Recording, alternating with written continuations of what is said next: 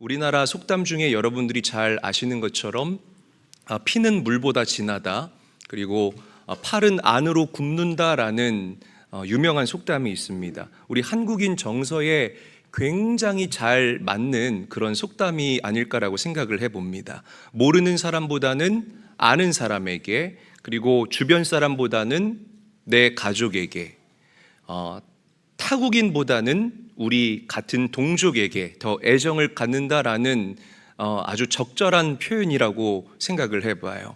오늘 로마서 9장에서 만나는 이 사도 바울도 피는 물보다 진하다라는 이 상식을 뛰어넘지 못했던 사람이다 라고 말씀드리고 싶습니다. 여러분들이 잘 알다시피 사도 바울은 이방인의 사도로서 하나님께 부르심을 받은 사람이었습니다. 정말 열심히 이방인들에게 하나님의 복음을 전했어요. 1차, 2차, 3차 이 전도 여행 가운데에 그 수많은 이방인들이 하나님께로 돌아오고 하나님의 자녀가 되는 기가 막힌 하나님 크기의 일이 일어나게 된 줄로 믿으시기를 바랍니다. 자, 그런데 바울은 마음이 불편해지기 시작했습니다. 하나님께로 돌아오는 이방인들의 수가 점점 늘어나면 늘어날수록 그 마음이 불편하기 시작했다는 거예요. 그 이유가 무엇이냐면 내 동족 이스라엘 백성들, 그 유대인들을 바라보니 그 마음이 불편했던 겁니다. 이런 예를 들어볼 수가 있겠죠. 너무 적합한 예입니다. 교회의 어떤 권사님이 전도를 너무 잘하시는 거예요. 막 1년에 100명, 150명씩 이분이 전도를 하고 결신을 맺습니다. 흔히 말하는 전도왕인 거죠. 그런데 이분에게도 큰 고민이 있었으니 그 고민이 무엇이냐?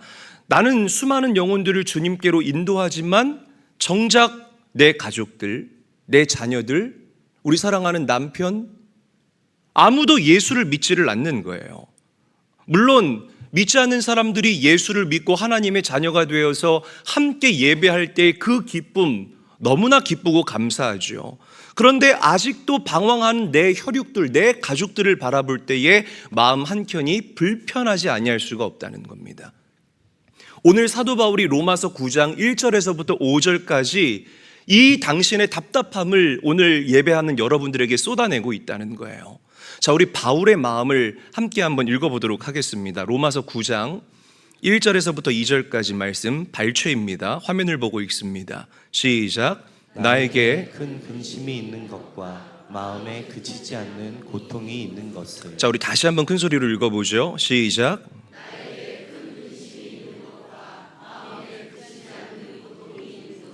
바울의 마음이 이랬다는 거예요. 이방인들을 바라볼 때는 그 마음의 기쁨과 감사함과 하나님 주시는 평안함이 넘쳤는데 내 동족 이스라엘을 바라볼 때 그 마음 가운데에 근심과 그치지 않는 고통이 있었다라고 사도 바울이 불편하고 어려운 당신의 마음을 오늘 저와 여러분들에게 비추고 있다는 겁니다. 자, 우리 4절에서부터 5절까지의 말씀도 함께 한번 읽어보죠. 한 목소리로 읽습니다. 시작. 그들은 이스라엘 사람이라. 그들에게는 양자됨과 영광과 언약들과 율법을 세우신 것과 예배와 약속들이 있고 조상들도 그들의 것이요 육신으로 하면 그리스도가 그들에게서 나셨으니 그는 만물 위에 계셔서 세세의 찬양을 받으실 하나님이시니라. 아멘. 자, 우리 빨갛게 칠한 부분을 다시 한번 여러분들이 읽어볼까요? 함께 한번 읽겠습니다. 시작. 양자됨, 영광, 언약, 율법, 예배, 약속, 조상, 그리스도가 나신 것. 그래요. 이 8가지는 하나님께서 당신의 선민이었던 이스라엘에게 주신 그들만의 특권이었다는 거예요. 자, 그러면 이런 특권을 가졌던 이스라엘 백성들은 당연히 예수를 내 구주로 믿고 구원을 받아야 함이 마땅하다 이 말입니다. 그런데 실제로 이스라엘의 실상을 봤을 때 그들은 그렇지 못했다는 거예요. 하나님의 선민입니다. 하나님의 택한 족속입니다. 왕 같은 제사장입니다. 라고 자부하던 그들은요, 복음을 거부했습니다. 하나님께서 이 땅에 보내셨던 예수 그리스도를 이단이라고 정죄하고 십자가에 못 박아 죽였다는 것이에요. 교회를 세워나가야 될 사람들이 교회를 핍박했습니다. 사도들을 핍박했습니다. 사도들을 법정 송사에 던져버렸다라는 것이에요. 복음의 가장 우선순위가 되어야 될 사람들이 복음의 원수가 되어버리는 이 안타까운 현실들을 바라보면서 사도 바울 마음에 그치지 않는 고통이 있었다는 거예요.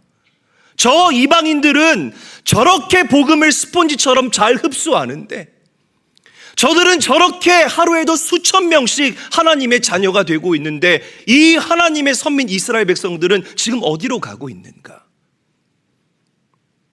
바울의 마음에 있었던 어려움이었었다는 거죠. 여러분, 모세도 그랬습니다. 출애굽기 32장을 보게 되면 모세의 기도가 잘 기록되어져 있습니다. 출애굽한 이스라엘 백성들이 하나님을 등지고 우상을 숭배하자 하나님께서 진노하셔요. 그리고 이스라엘 백성들에게 말씀하십니다. 너희 출애굽 1세대들은, 이 first generation들은 절대로 가나안 땅에 들어갈 수 없다. 모세 너도 포함해서 절대로 가나안에 들어갈 수 없다. 모세가 너무 놀란 거예요. 그래서 하나님 앞에 기도합니다. 하나님, 이 백성들이 정말 큰 죄를 범했습니다. 이들을 용서하여 주시옵소서. 하나님, 그렇게 하지 아니하시면 원하건대 당신의 생명책에서 내 이름을 제하여 주시옵소서. 여러분, 모세의 기도는요, 자신의 영생, 자신의 생명을 담보로 한 간절한 기도였다는 거예요. 그러니까 이 모세의 기도를 통해서 우리가 무엇을 발견할 수 있습니까? 애끓는 심정, 영혼을 향한 안타까운 그 목자의 심정을 우리가 발견할 수 있다는 것입니다. 할렐루야, 할렐루야. 여러분 보세요. 바울이요, 누구에게 가장 많이 괴롭힘을 당했는 줄 아세요? 동족에게 가장 많이 괴롭힘을 당했어요. 보통 여러분들 누가 불편하게 하면 짜증난다고 하죠. 바울을 매질한 사람들도 유대인들, 이스라엘 사람들이에요. 바울을 괴롭혔던 사람 이스라엘 사람들입니다. 돌로 쳤던 사람 이스라엘 사람들입니다. 감옥에 가두었던 사람 유대인들, 이스라엘 사람들입니다.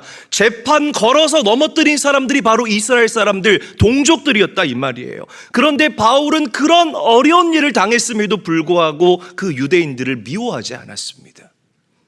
오히려 그들이 그렇게 하면 할수록 그들을 향한 그 그치지 않는 고통과 그 마음의 근심이 날로 더해갔다는 거예요. 야, 이게 하나님 백성들의 모습이 아닌데 이들이 어떻게 이렇게 살아갈까?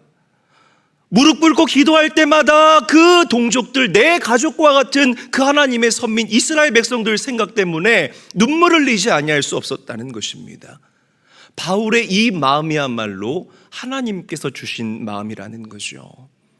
사랑하는 제일교회 성도 여러분, 여러분들에게도 이 그치지 않는 마음의 고통과 근심, 영혼을 바라볼 때에,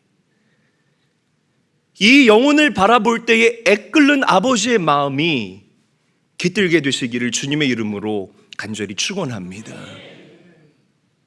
자, 여러분 보세요. 우리가 중요한 로마서를 통해서 중요한 비밀 한 가지를 배울 수가 있습니다. 그것은 구원의 확신과 기쁨에는 반드시 마음의 아픔이 수반된다는 거예요. 자, 한번 따라해 보겠습니다. 구원의 확신과 기쁨에는 마음의 아픔이 수반된다. 다시 한번 따라하죠. 구원의 확신과 기쁨에는 마음의 아픔이 수반된다. 여러분, 사도 바울의 이런 고민과 갈등은 오늘 예배하는 여러분들에게 굉장히 신선한 충격을 주고 있습니다. 자, 우리가 알다시피 구원은 믿음으로 값없이 받는 하나님 주시는 선물임을 우리는 분명하게 믿습니다. 그러니까 여러분들이 구원받았는지 받지 않았는지 겉모습만 봐서는 절대로 우리가 알 수가 없어요. 구원받았다고 해서 갑자기 얼굴이 예뻐지나요? 대답해봐요. 얼굴이 예뻐져요? 아니에요.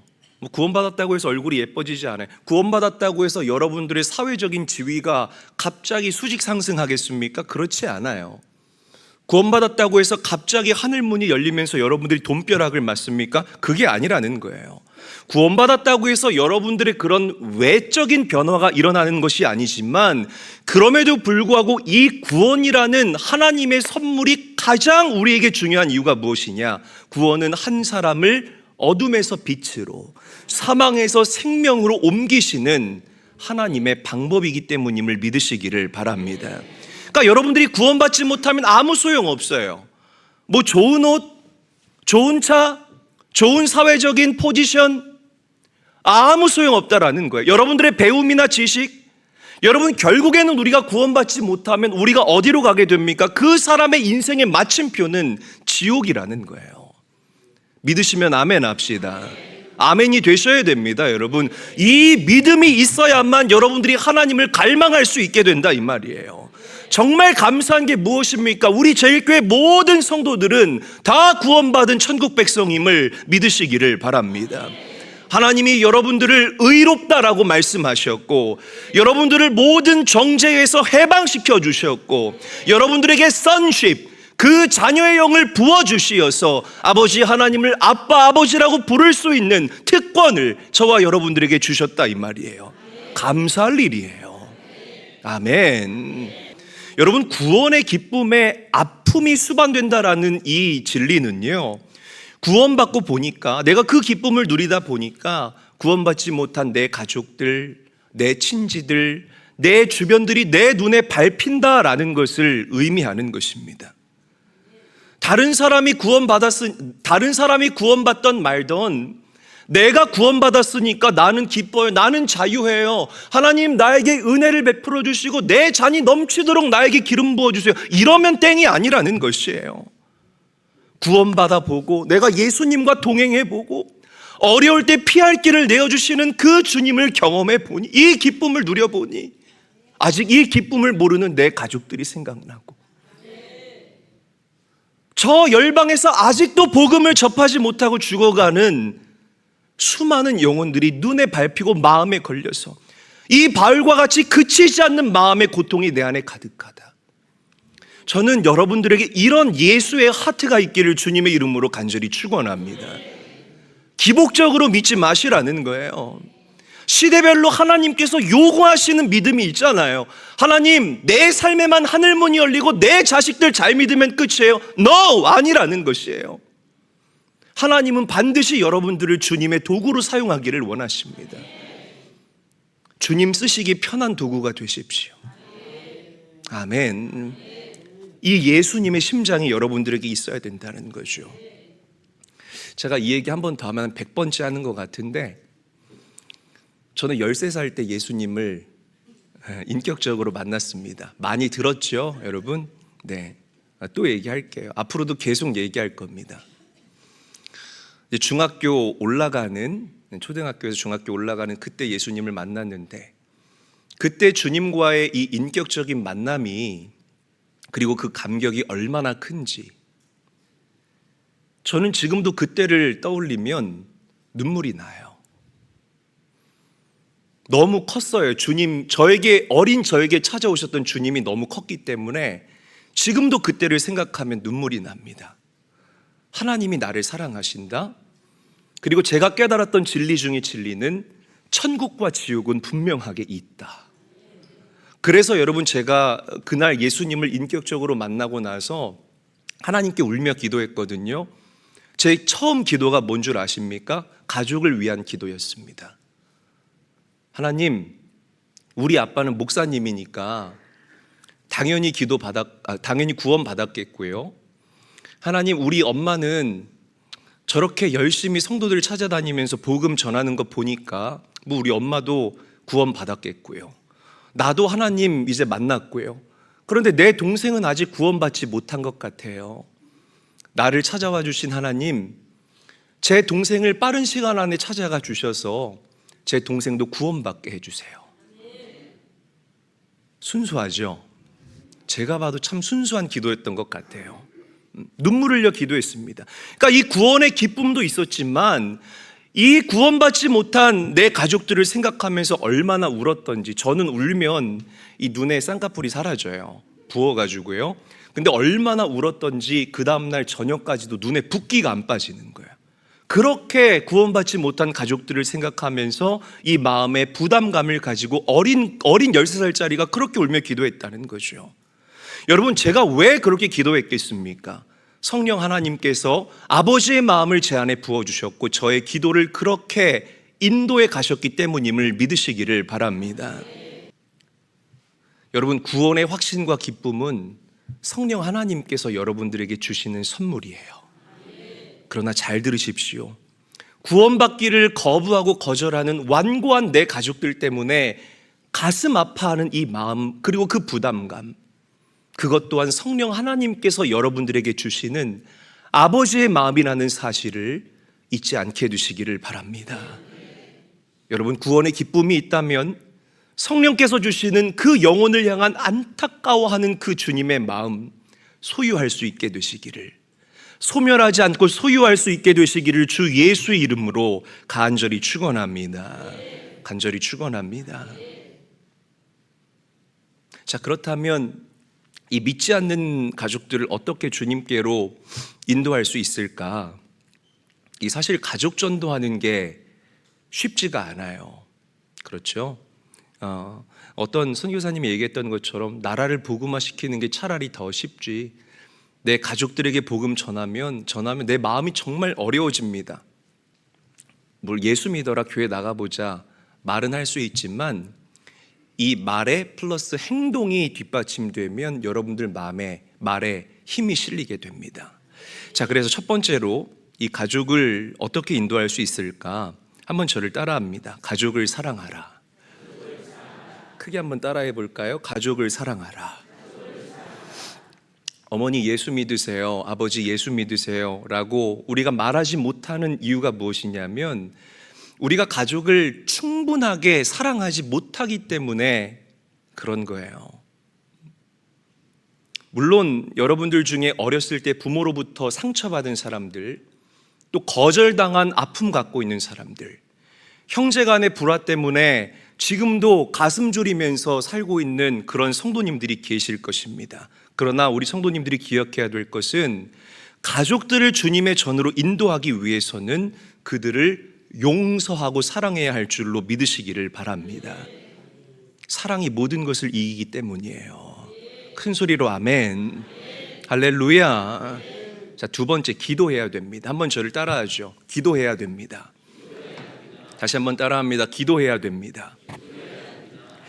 자, 가족을 위한 간절한 눈물의 기도가 중요해요. 창세기 19장을 보게 되면 하나님께서 이 소돔과 고모라 성의 타락을 보시고 이 성을 멸망시키시기로 결정하십니다. 자, 그런데 소돔과 고모라가 불의 심판을 받을 때에 롯과 그의 가족들이 구원받게 되는 기가 막힌 역사가 일어나게 돼요. 자, 이 일에 대해서 성경은 이렇게 이야기를 합니다. 창세기 19장 29절 말씀 한 목소리로 읽어보죠. 시작. 하나님이 그 지역의 성을 멸하실 때 곧 롯이 거주하는 성을 엎으실 때에 하나님이 아브라함을 생각하사 롯을 그 엎으시는 중에서 내보내셨더라. 아멘. 자, 롯이 구원받은 이유가 있는데 그 이유가 무엇이냐? 바로 아브라함의 간절한 중보기도 때문에 롯이 구원받았다. 하나님께서 소돔성을 불로 멸망시킬 때에 그 아브라함의 중보기도를 기억하셨다 라고 성경은 분명하게 이야기를 하고 있다는 거죠. 저는 우리 사랑하는 제일교회 성도님들이 시간을 구별하셔서 내 가족들을 위해 눈물로 기도할 수 있는 깨어있는 성도가 될 수 있기를 주님의 이름으로 간절히 축원합니다. 지체되더라도, 응답이 늦어진다 할지라도 여러분들의 기도는 절대 땅에 떨어지지 않아요. 하나님은 반드시 여러분들의 기도를 기억하셨다가 하나님의 완전한 때에 여러분들의 가족들을 인가기도 시키실 줄로 믿으시기를 바랍니다. 자, 세 번째, 희생해야 됩니다. 한번 저를 따라하죠. 희생해야 합니다. 다시 한번 따라합니다. 희생해야 합니다. 자, 원래 가족에게 인정받는 것이 굉장히 어려워요. 그 이유가 무엇이냐면 서로의 결점과 약점들을 너무 잘 알고 있기 때문에 그렇습니다. 그래서 다른 데서는 인정받지만 가족들에게 인정받지 못하는 사람들이 굉장히 많이 있습니다. 그러니까 가족 전도는 예전에 한 권사님이 저한테 그런 얘기를 하신 적이 있는데, 목사님, 제 삶의 변화를 좀 가족들이 인지하는 것 같습니다 라는 고백을 한 적이 있어요. 그것처럼 가족 전도의 가장 좋은 방법은 삶으로 보여주는 거예요. 주님께서 내 안에 계시기 때문에 나의 삶이 이렇게 달라졌다. 이걸 여러분들이 삶으로 보여주시면 됩니다.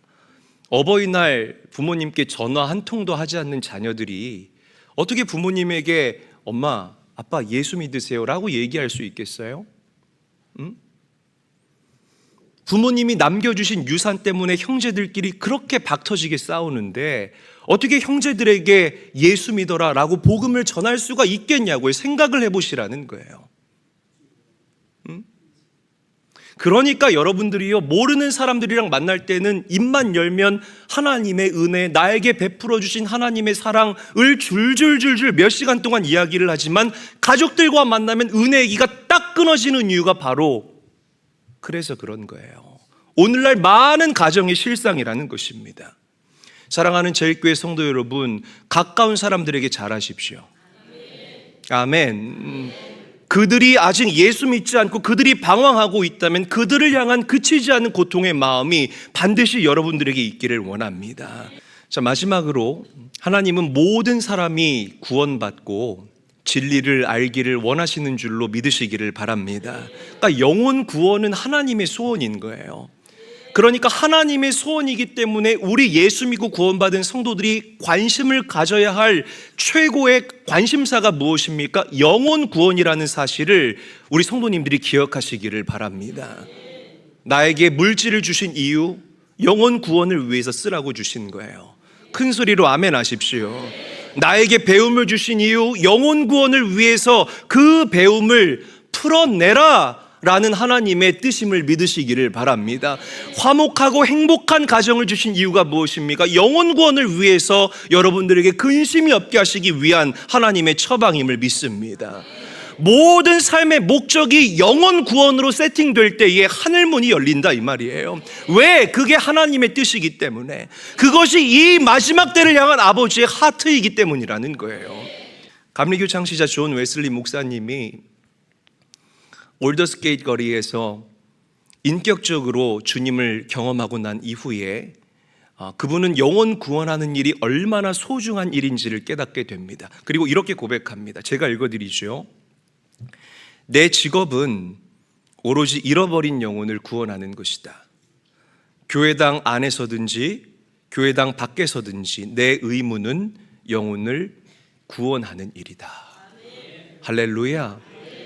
또 하나님께서 요한 웨슬리 이 형제를 크게 사용하셨어요. 그래서 요한 웨슬리에게는 말씀의 능력을 주시고 그의 동생이었던 찰스 웨슬리에게는 음악적인 재능과 영성을 주셔서 많은 이 찬송가들을 작곡하게 하셨죠. 그래서 이 존 웨슬리가 동생 찰스 웨슬리에게 쓴 편지에 이렇게 기록되어 있습니다. 제가 읽어드리죠. 자네나 나의 사업은 영혼을 구원하는 것이다. 우리가 성직자의 임명을 받았을 때 이것을 우리의 유일한 사업으로 삼기로 한 것이다. 여기에 헌신하지 않는 날은 잃어버린 날이라고 생각한다. 나는 전적으로 이 일에 헌신한다. 할렐루야. 자, 말씀을 정리하겠습니다. 여러분, 사도 바울의 이 영혼을 향한 그치지 않는 열정, 그리고 그치지 않는 고통이 오늘 예배하시는 여러분들에게 그 여러분들의 마음에, 여러분들의 삶에 깊게 자리할 수 있게 되시기를 주님의 이름으로 간절히 축원합니다.